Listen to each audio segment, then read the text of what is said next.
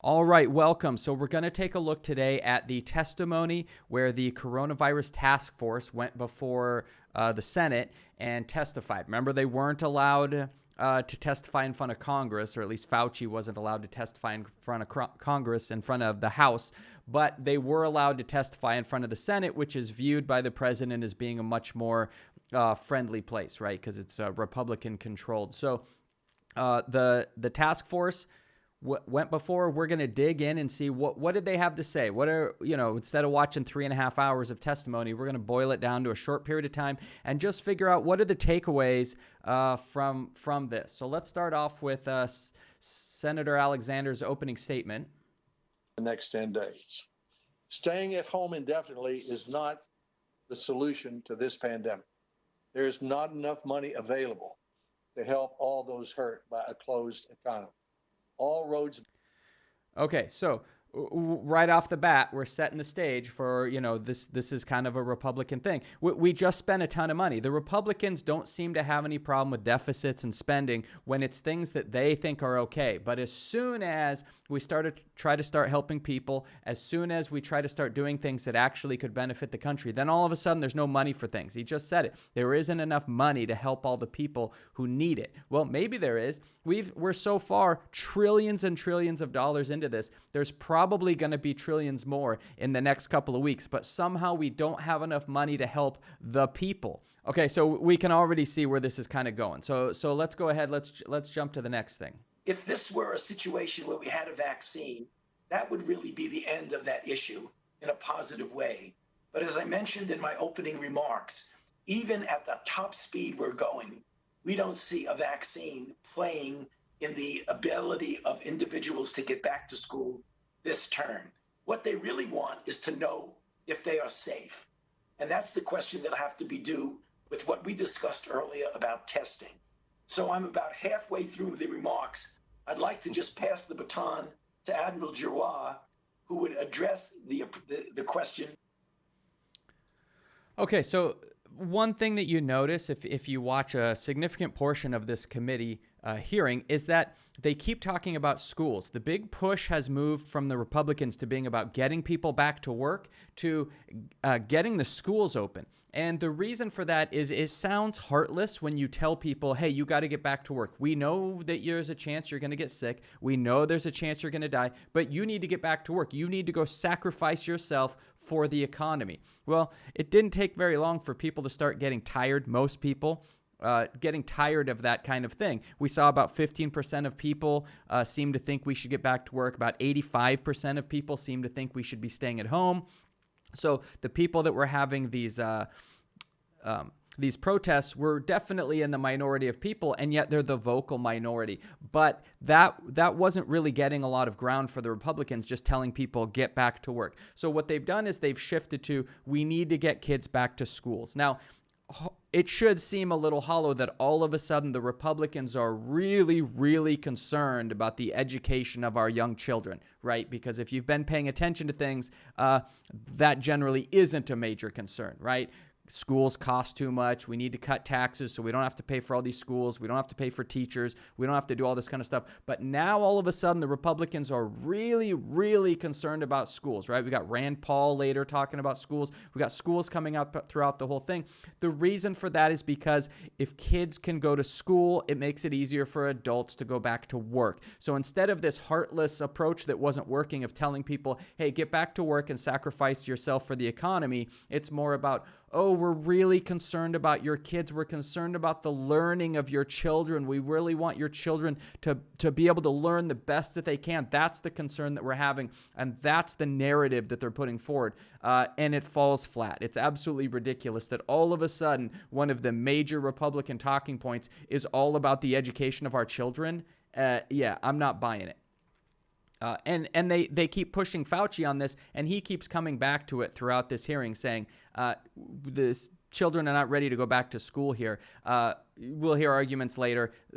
It's not as safe as many of these Republicans are telling us, even for children. right? This virus is still affecting children in dangerous ways. And as we're seeing come out of New York, there's new ways that this virus is affecting kids, which are bad, right? We don't want to get into that kind of thing. Ask Dr. Fauci a few questions, if I might.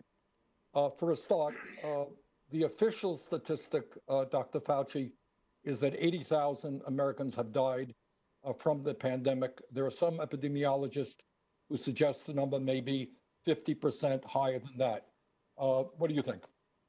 I'm not sure, Senator Sanders, if it's going to be 50% higher, but most of us feel that the number of deaths are likely higher than that number because given the situation, particularly in New York City, when they were really strapped with a very serious challenge to their healthcare system, that there may have been people who died at home who did have COVID, who were not counted as COVID because they never really got to the hospital. So in direct answer to your question, I think you are correct that the number is likely higher. I don't know exactly what percent higher, but almost certainly it's higher. Dr. Fauci, let me ask you. So let's take that right there. So right there, we're seeing, again, an expert, very knowledgeable in the situation, saying the likely actual death rate for COVID is much higher than we actually have. He wouldn't put a percentage on it, but he said, yeah, most of the people involved in this think that the actual death rate, the actual death count is quite a bit higher than we've seen so far. And we already knew this was true, right? Because we saw early on when there was very little tests around, and they wanted to run tests, that, you know, understandably, municipalities had to make decisions, and hospitals and the different areas had to make a choice. Okay, we only have a limited number of tests. These people are dead. Do we test the dead people or what? What are we going to do here? And some of these hospitals were getting to the point where they were dealing with quite a bit of stuff. There just wasn't it wasn't feasible to sit there and test every death. That's not what I'm asking. What I'm asking is, if and when the vaccine comes, it won't do somebody any good if they don't get it. And if they have to pay a sum of money for it in order to profit the drug companies, that will not be helpful. Are you guaranteeing the American people today that that vaccine will be available to all people, regardless of their income? Sir, the payment of vaccines is not a responsibility of FDA, but I'm glad to take this back to the task force. I share your concern that this needs to be made available to every American. So this is a nice discussion that they're having. The problem is these aren't the right people. Like these guys that Sanders is talking to, they're not the ones who are going to make the decision about whether this thing is free or not. I think he's making the point so that it gets out there, and he wants these guys on record as saying, yeah, it'd be good if it was freely available, because we don't want this to be a rich-poor situation. Our country is already, we're basically an example of income inequality and how there's a group of people that get whatever they want, whenever they want, and the rest of us, we get the scraps. We're getting the scraps in the bailout, and we're getting the scraps during the coronavirus outbreak, right? Where people are putting themselves in danger. And then when the vaccine comes out, if it costs $150 for a vaccine, well, all of a sudden you got a family of 4 making minimum wage. It's not going to work. Yep. Thank you for the question, Senator Paul. Yes, you're correct that I have said that given what we know about the recovery from viruses such as coronaviruses in general, or even any infectious disease with very few exceptions, that when you have antibody present, it very likely indicates a degree of protection. I think it's in the semantics of how this is expressed when you say, has it been formally proven by long-term natural history studies, which is the only way that you can prove, one, is it protective, which I said and would repeat, is likely that it is, but also, what is the degree or titer of antibody that gives you that critical level of protection, and what is the durability? As I've often said, and I again repeat, you can make a reasonable assumption that it would be protective, but natural history studies over a period of months to years will then tell you definitively if that's the case. And I think that's important because, in all likelihood, is a good way of putting it, the vast majority of these people will have immunity. Instead of saying there is no evidence, you know, the WHO kind of fed into this by saying no evidence of immunity. And in reality, there's every evidence stacking up. And in fact, a lot of the different studies have shown that it is very unlikely that you get it again in the short term. With regard to going back to school, one thing that was left out of that discussion is mortality. So let's pause right here to take care of one issue that he's talking about. So this is that whole attack on science and facts, right? So he's taking Fauci's words and twisting them around. The thing is, when you're learning something new in science, especially an area like biology or something like that, things generally aren't just, you know, black and white. It's not just ones and zeros. You're trying to understand a very complicated thing. Now, so what Fauci is saying is, yes, probably when you get the virus, you're immune to it afterwards. That's the likelihood, okay? But Rand Paul is trying to turn this into a case of, well, then let's just say when someone gets it, they're immune. Let's just say that. Well, we don't know that, right? That's why the scientists are being cautious and saying we have good reason to believe that probably when you get the virus, you won't get it again, at least for a significant period of time. You probably will be immune to it. But if you're just pushing for people to get out and back to work, then you're just going to say, hey, once you get it, you're good to go. Let's move on from the conversation. Whereas the scientists are saying, well, let's be sure about this because it is possible that it could go the other way, right? So you got to let the scientists be sure. You can't take their words and twist it around to just fit whatever it is that you want to say. We'll see more of that coming up. Mortality. I mean, shouldn't we at least be discussing what the mortality of children is? This is for Dr. Fauci as well. You know, the mortality between 0 and 18 in the New York data approaches 0. It's not going to be absolutely 0, but it almost approaches 0. Between 18 and 45, the mortality in New York was 10 out of 100,000. So really, we do need to be thinking about that. We need to observe with an open mind what went on in Sweden, where the kids kept going to school. The mortality per capita in Sweden is actually less than France, less than Italy, less than Spain, less than Belgium, less than the Netherlands, about the same as Switzerland. But basically, I don't think there's anybody arguing that what happened in Sweden is an unacceptable result. I think people are intrigued by it, and we should be. I don't think any of us are certain when we do all these modelings. There have been more people wrong with modeling than right. We're opening up a lot of economies around the U.S., and I hope that people who are predicting doom and gloom and saying, oh, we can't do this, there's going to be a surge, will admit that they were wrong if there isn't a surge, because I think that's what's going to happen. In rural states, we never really reached any sort of pandemic levels in Kentucky and other states. We have less deaths in Kentucky than we have in an average flu season. It's not to say this isn't deadly, but really outside of New England, we've had a relatively benign course for this virus nationwide. And I think the one-size-fits-all that we're going to have a national strategy and nobody's going to go to school is kind of ridiculous. We really ought to be doing it school district by school district, and the power needs to be dispersed because people make wrong predictions. And really, so a couple things to address here. Again, it's this attack on science and ignoring the science. So one thing he pointed out was, well, there's been lots of wrong models. Well, yeah, that's how models work. They give you a general idea of how something goes. But when you're trying to create a model inside of the pandemic while it's happening, you're not going to create a perfect model. It's not going to be a perfect thing that then reality follows. But as you do these models, they can start to give you an overall idea of the behavior and where things are going. Are deaths going up? Are deaths going down? What do we project is going to happen a month from now? So you have to understand the scientific approach to using models is not just a situation where you go, oh, this model was off by a bit, so it's a wrong model. No, you use all these models and use the best models you can, but they give you an overall idea. No one's expecting that reality is going to perfectly follow any of these models. The other thing is ignoring science.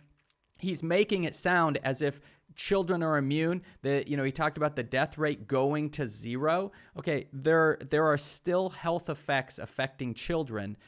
So this idea that we should just ship them all off to school, not really okay. And really the history of this, when we look back, will be of wrong prediction after wrong prediction after wrong prediction, starting with Ferguson in England. So I think we ought to have a little bit of humility in our belief that we know what's best for the economy. And as much as I respect you, Dr. Fauci, I don't think you're the end all. I don't think you're the one person that gets to make a decision. We can listen to your advice, but there are people on the other side saying there's not going to be a surge and that we can safely open the economy, and the facts will Okay, so what he did here, first of all, Fauci isn't claiming to be the one who gets to make the decision. He was invited here by the Senate to give his expertise. That's what we're supposed to be doing, is listening to his science, not saying, oh, whatever Fauci's decision is, that's what we should go with. It should be listening to the science and listening to his recommendations, but then making discussions about that. Fauci is not trying to implement himself as the one who gets to make all the decisions. So turning it around and attacking him like that, I think, is a bit unfair. And then he talks about people on the other side. See, you create this false dichotomy. Well, there's Fauci, the scientist, saying this, and then there's people on the other side. There doesn't seem to be a whole lot of scientific consensus against Fauci. There aren't like, where are the legitimate scientists that are coming out and saying, oh, Fauci doesn't know what he's talking about, we'll be fine. There are politicians on the other side saying we don't need to listen to Fauci, but find the actual scientists, the respected scientists who disagree with Fauci. You're not going to find very many of them. Will bear this out. But if we keep kids out of school for another year, what's going to happen is the poor and underprivileged kids who don't have a parent that's able to teach them at home are not going to learn for a full year. And I think again, this is the talking point. Rand Paul is really concerned about kids' education. Right? We've had a lot of time where we could take care of kids' education, but right now it's the major concern. Why? Because they want to get people back to work. And he mentioned Sweden earlier. If you look, Sweden is having its own problems right now. Right? So why is that? Because everything's global now. So you can say, oh, we're Sweden and we're fine and we're keeping the businesses open. But if no other countries are buying your products, then you're still going to have an economic crash. So Sweden is actually coming out and saying, even though we kept going and we've lost a lot of people due to the virus, our economics are still in an absolutely terrible position. So what exactly are you buying with all those deaths if you're still going to crash the economy? I think we ought to look at the Swedish model, and we ought to look at letting our kids get back to school. I think it's a huge mistake if we don't open the schools in the fall. Thank you. Mr. Chairman, can I respond to that, even though there are only 32 seconds left? Yes, and you might make it clear whether or not you suggested that we shouldn't go back to school in the fall. Well, first of all, Senator Paul, thank you for your comments. I have never made myself out to be the end-all and only voice in this. I'm a scientist, a physician, and a public health official. I give advice according to the best scientific evidence. There are a number of other people who come into that and give advice that are more related to the things that you spoke about the need to get the country back open again and economically. I don't give advice about economic things. I don't give advice about anything other than public health. So I wanted to respond to that. The second thing is that you use the word we should be humble about what we don't know. And I think that falls under the fact that we don't know everything about this virus. And we really better be very careful, particularly when it comes to children, because the more and more we learn, we're seeing things about what this virus can do that we didn't see from the studies in China or in Europe. For example, right now, children presenting with COVID-19 who actually have a very strange inflammatory syndrome, very similar to Kawasaki's syndrome. I think we better be careful if we are not cavalier in thinking that children are completely immune to the deleterious effects. So again, you're right in the numbers that children in general do much, much better than adults and the elderly, and particularly those with underlying conditions. But I am very careful and hopefully humble in knowing that I don't know everything about this disease, and that's why I'm very reserved in making broad predictions. Thank you. So that's an important part of what I've been getting at about the science here. Fauci, being a scientist, knows we know a lot of information, but we don't know everything. So what you have to do is be able to draw that line and say, well, once we go past this line, we can't really support that with the scientists. That is the opposite of what these politicians were trying to do in this meeting, where they turn it around and say, well, we can't prove that this is going to be a problem for kids, so send them all back. And Fauci's saying, well, wait, part of the unknown is the danger to the kids. right? So we need to be cautious and protect them, right? Instead of saying, hey, let's get the kids back to work or the kids back to school so the parents can get back to work, and then, and we'll get the economy going. Sure, some people are going to die, but that's the sacrifice you got to make. All right, so that was our video about coronavirus testimony in front of the Senate. We got to hear a lot from Dr. Fauci, setting the record straight from a scientific standpoint, which is what we need. Thanks for watching the video. Make sure to subscribe so that you can check out all the new videos as they become available, and we will see you in the future.